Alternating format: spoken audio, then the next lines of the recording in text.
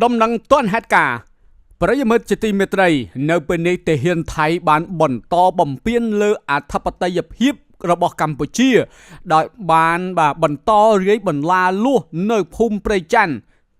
ឃុំអូបីជាន់ស្រុកអូជ្រៅខេត្តបន្ទាយមានជ័យបាទរួមទាំងបានប្រើប្រាស់នៅអូស្មန်បង្ហូរទឹកភ្នែកមកលើប្រជាពលរដ្ឋកម្ពុជាផងដែរនៅរសៀលថ្ងៃទី17ខែកញ្ញានេះបាទទាហានថៃប្រដាប់ដោយខែលដំបងនិងអាវុធដំបងដែកបាទបន្តបំពេញមកលើដែនអធិបតេយ្យភាពរបស់ប្រទេសកម្ពុជាដោយបានបន្តរាយបន្លាលួសនៅភូមិព្រៃច័ន្ទនេះឯងឃុំអូបីជាន់ស្រុកអូជ្រៅខេត្តបន្ទាយមានជ័យបាទរួមទាំងប្រើប្រាស់នៅអូស្មန်បង្ហូរទឹកភ្នែកប្រើជំពាមកៅស៊ូប្រើឧបករណ៍បាទបំពងសម្លេងរំខានធ្វើឲ្យប៉ះពាល់ដល់ក្រដាស់ត្រចៀកមកលើប្រជាពលរដ្ឋក៏ដូចជាបាទវីរៈកងទ័ពដែលការពារនៅលើនៅក្បែរនៅដែនដីនោះផងដែរហេតុការណ៍នេះបានបង្កឲ្យពលរដ្ឋមានរបួសមួយចំនួនរួមទាំងព្រះសង្ឃផងដែរកងទ័ពកម្ពុជាដែលបានប្រកាន់ខ្ជាប់នៅបទឈប់បាញ់បានឈរការពារប្រជាពលរដ្ឋយើងបាទតាមវីដេអូរបស់ប្រជាពលរដ្ឋដែលបានថតបង្ហោះនៅលើបណ្ដាញសង្គម Facebook បាទយើងឃើញថាមានប្រជាពលរដ្ឋព្រះសង្ឃក៏ដូចជាទាហានរបស់កម្ពុជារងរបួសជាច្រើនអ្នកបាទតាមប្រភពវីដេអូនិងការផុសនៅលើបណ្ដាញសង្គមបានបង្ហាញថាទាហានការពារដែនដីប្រទេសកម្ពុជាដែលឈរពាំងការពារប្រជាពលរដ្ឋនៅភូមិព្រៃច័ន្ទត្រូវបានទាហានសៀមវាញ់កំភ្លើងខ្យល់បាទ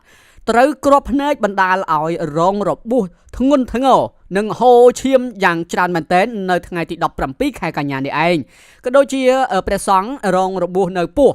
ហើយនឹងប្រជាពលរដ្ឋផ្សេងៗទៀតកំពុងតែរងរបួសដោយការធ្វើទុកបុកម្នេញដែលបង្កឡើងដោយទាហានថៃទាហានប៉ារ៉ានិងទាហានឈុតខ្មៅរបស់ថៃកំពុងតែរាយបន្លាលួសនិងកំពុងតែធ្វើទុកបុកម្នេញមកលើប្រជាជនក៏ដូចជាវីរៈកងទ័ពដែលកំពុងតែការពារទឹកដីរបស់កម្ពុជាបាទប្រិយមិត្តជាទីមេត្រីក៏ដូចជាបងប្អូនជនរួមជាតិទាំងអស់យើងឃើញហេតុការណ៍បែបនេះគឺថាក្តៅមែនតើមកញ័រសាច់មែនតើនៅពេលដែលយើងឃើញទស្សនវិជ្ជាបែបនេះបាទទឹកដីរបស់ខ្មែរប្រជាជនខ្មែរត្រូវទាហានសៀមធ្វើទុកបុកម្នេញឈ្លានពានបំពេញបាទចង់បានទឹកដីរបស់កម្ពុជាបើតាមប្រភពព័ត៌មានពីសារព័ត៌មានកសន្តិភាពដេលីបានបង្ហោះថាពលរដ្ឋខ្មែរព្រះសង្ឃទាហាន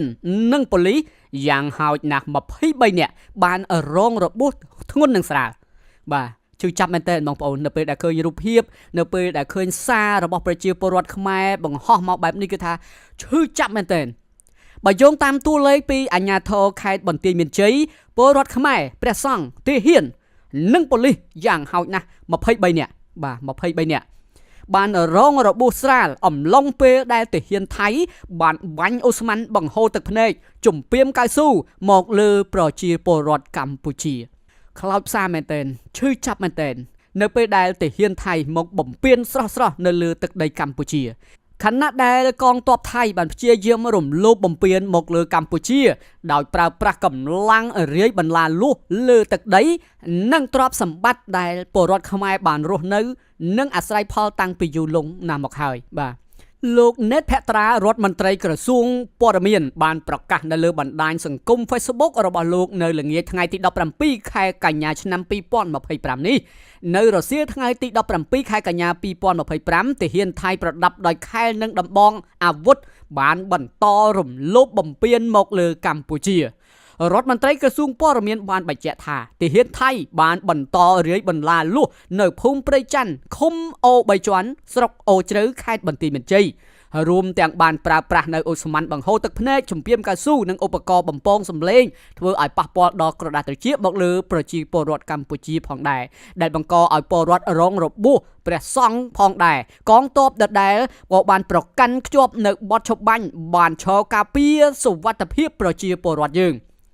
សូមបញ្ជាក់ផងដែរថាយ៉ាងណាក៏ដោយគិតមកត្រឹមល្ងាចម៉ោង5នេះកងកម្លាំងជួរមុខទាំងកងនគរបាលនិងប្រជាពលរដ្ឋរួមទាំងព្រះសង្ឃកំពុងនៅតែបន្តឈរការពារបូរណភាពទឹកដីយ៉ាងរឹងមាំដដែល សូមបញ្ជាក់សារជាថ្មីនៅការបដិញ្ញាចិត្តយ៉ាងម៉ឺងម៉ាត់នៅក្នុងការគោរពបទឈប់បាញ់ដែលភាគីទាំងពីរបានឯកភាពគ្នានៅក្នុងកិច្ចប្រជុំពិសេសកាលពីថ្ងៃទី28ខែកក្កដាឆ្នាំ2025នៅទីក្រុងពុត្រាចាយាក៏ដូចជាការអនុវត្តឲ្យបានពេញលេញនិងប្រកបដោយប្រសិទ្ធភាពនៅរាល់ការព្រមព្រៀងទាំងឡាយណាដែលភាគីទាំងពីរសម្រេចមកដល់ពេលនេះបាទប្រិយមិត្តជាទីមេត្រីនេះគឺជាអត្ថបទព័ត៌មានដែលបានដកស្រង់ពី